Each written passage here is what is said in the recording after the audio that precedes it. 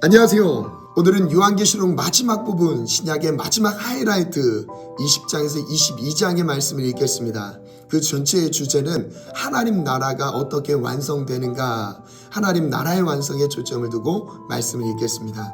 20장은 천년 왕국에 대한 메시지, 21장은 새하늘과 새 땅 그리고 새 예루살렘에 대한 메시지, 마지막 그리고 22장 재림을 준비하는 신앙에 대한 메시지로 말씀을 읽기를 원합니다.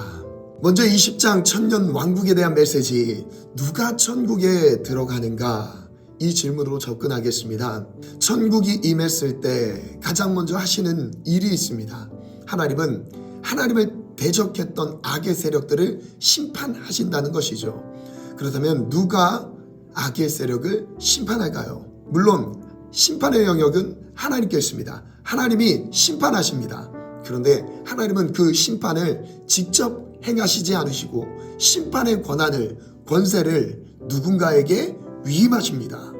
20장 4절에 보면 그 심판의 권세를 위임받은 사람들이 등장합니다. 내가 보좌들을 보니 거기에 앉은 자들이 있어 심판하는 권세를 받았더라. 내가 보니 예수를 증언함과 하나님의 말씀 때문에 목배임을 당한 자들의 영혼들과 심판의 권세를 받은 첫 번째 무리를 설명하고 계십니다. 바로 순교자들입니다. 이 순교자들은 예수를 증언함 때문에 목배임을 당하고 하나님의 말씀에 순종하느라 목배임을 당한 사람들을 의미하고 있습니다. 죽기까지 하나님의 말씀대로 행했던 사람들을 하나님이 심판의 권세로 격상시켜 주신 것이죠. 이 땅에서는 심판을 받는 위치에 있는 것 같았습니다. 그러나 하나님은 그 상황을 역전시키셔서 하나님의 나라에서는 심판의 권세를 허락하신다는 것입니다. 그리고 두 번째입니다. 짐승과 그의 우상에게 경배하지 아니하고 그들의 이마와 손에 그의 뼈를 받지 아니한 자들이 살아서 그리스도와 더불어 천년 동안 왕 노릇하니. 두 번째는 우상에게 경배하지 아니한 자, 바로 순결한 자들입니다. 오직 하나님 한 분만을 경배하며 섬겼던 사람들, 그 사람들에게 하나님은 심판의 권세를 허락하셨습니다.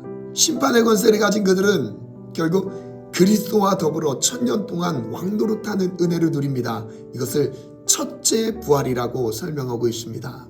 이 첫째 부활에 참여한 자들은 다시는 사망이 그들을 다스리지 못한다라고 약속해 주셨습니다. 예수를 위해 죽은 자들에게 예수와 함께 부활의 은혜를 허락하십니다. 이것이 바로 죽어야 사는 영적인 비밀이 담겨있는 은혜입니다. 그들이 가졌던 심판의 과정은 어땠을까요? 마귀를 먼저 심판하시고 거짓 선지자들을 심판하시고 그리고 생명책에 기록되지 못한 자들이 심판을 당하게 된다는 것이죠. 이어서 21장 새하늘과 새 땅 새 예루살렘에 대한 메시지입니다. 우리가 사모하고 기대하고 소망하고 있는 천국은 어떤 곳일까요? 바로 21장에서 자세하게 소개하고 있습니다. 새하늘과 새 땅은 어떤 곳일까요? 3절에 먼저 소개하고 있습니다. 내가 들으니 보좌에서 큰 음성이 나서 이르되 보라 하나님의 장막이 사람들과 함께 있으매 하나님이 그들과 함께 계시리니. 그들은 하나님의 백성이 되고 하나님은 친히 그들과 함께 계셔서. 첫 번째입니다. 새하늘과 새 땅은 하나님이 함께 계시는 곳입니다. 두 번째, 4절에 소개하고 있습니다. 모든 눈물을 그 눈에서 닦아주시니 다시는 사망이 없고 애통하는 것이나 곡가는 것이나 아픈 것이 다시 있지 아니하리니 처음 것들이 다 지나갔음이로라. 두 번째, 위로와 안식이 있는 곳입니다. 이 땅에서 겪었던 모든 고통과 눈물과 어려움, 아픔, 많은 어려움의 시간들을 하나님은 다 잊게 하시고 이제 천국에서 새하늘과 새 땅에서 하나님의 주시는 위로와 평안, 안식을 누리는 삶으로 바꿔주십니다.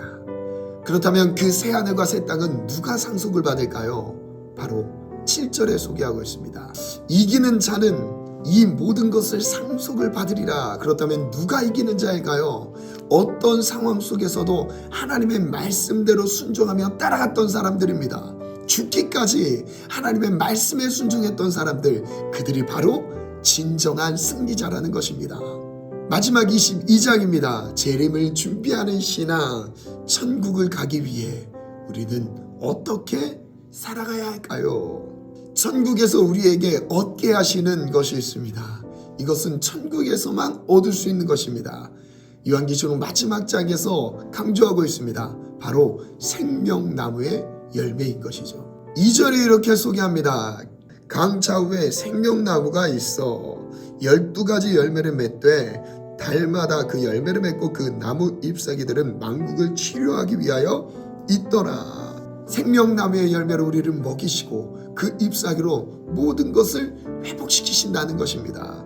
그리고 이어서 14절, 자기 두루마기를 빠는 자들은 복이 있으니 이는 그들이 생명나무에 나아가며, 하나님께서 우리에게 천국에서 생명나무로 나아갈 수 있는 은혜를 허락하셨다는 것입니다. 그렇다면 이 생명나무는 처음에 어디에 등장하죠? 맞습니다. 창세기 3장 24절에 등장합니다. 아담과 하와가 선악과를 먹고 범죄한 이후 하나님과의 관계가 단절된 후 이제 그들은 생명을 잃어버렸습니다. 하나님은 그들의 길을 차단시켰습니다. 화엄검을 두고 그 생명나무를 지키게 하셨어요. 아무도 그 생명나무로 다가갈 수 없었습니다. 그런데 그 길이 열리게 됩니다. 생명나무의 열매, 영생을 주는 열매, 그 열매를 하나님이 온전하게 완전하게 회복시키시는 장면이 바로 천국에서 이루어진다는 것입니다. 죽기까지 하나님의 말씀에 순종하며 따라가는 자들에게 그 길이 열린다는 것입니다. 그렇다면 오늘을 살고 있는 우리에게 하나님은 어떤 믿음을 요구하실까요? 마지막 22장에서 3번 연속으로 우리에게 도전하고 계십니다. 속히 오리라. 바로 7절과 12절 그리고 20절에 반복해서 말씀하고 계십니다. 보라, 내가 속히 오리니 이 두루마리의 예언의 말씀을 지키는 자는 복이 있으리라. 속히 오리라. 이 문장과 함께 연결되어 있는 하나님이 우리에게 주시는 메시지가 있습니다. 그것은 바로 하나님의 말씀에 순종하는 삶에 대해서 강조하고 계세요. 12절에서도 말씀하세요. 보라, 내가 속히 오리니 내가 줄 상이 내게 있어 각 사람에게 그가 행한 대로 갚아주리라. 하나님의 말씀에 행한 대로 갚아주리라. 그리고 마지막 20절에도 이렇게 말씀하십니다. 이것들을 증언하시니가 이르시되 내가 진실로 속히 오리라. 그 두루마리의 말씀을 더하거나 빼지 말라고 말씀하세요. 무엇도 첨가하지 말 것이고 무엇도 불편하다고 제외시켜서 말씀을 전하지 말라고 말씀하십니다. 그리고 그 말씀 있는 그대로를 순종하라고 말씀하십니다. 주님이 속히 오십니다. 그렇다면 속히 오신다는 이 문장은 어떤 의미일까요? 바로 현재 진행형으로 쓰였습니다. 지금 오고 계신다. 그러기에 우리에게 말씀하시죠. 끝까지 믿음으로 인내하라. 하나님의 말씀대로 살아가라는 의미입니다. 오늘을 하나님의 말씀대로 순종하며 살아가는 거예요. 재림의 날을 기다리며 천국을 사모하며 믿음으로 인내하며 오늘도 말씀 가운데 순종하는 믿음의 삶이 되시기를 예수님의 이름으로 축복합니다. 최후의 승리자가 되시기를 축복합니다.